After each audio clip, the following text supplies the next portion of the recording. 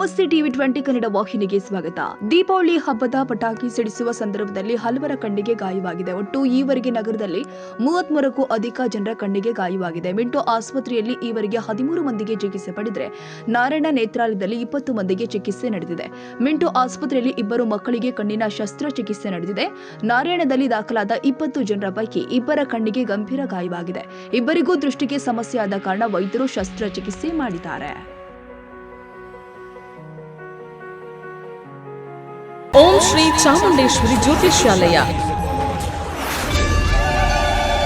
ಕೊಳ್ಳೇಗಾಲದ ಪ್ರಧಾನ ಮಾಂತ್ರಿಕರು ಪಂಡಿತ್ ನಾರಾಯಣ್ ರಾವ್, ಶ್ರೀ ರೇಣುಕಾ ಯಲ್ಲಮ್ಮ ದೇವಿಯ ಆರಾಧಕರು.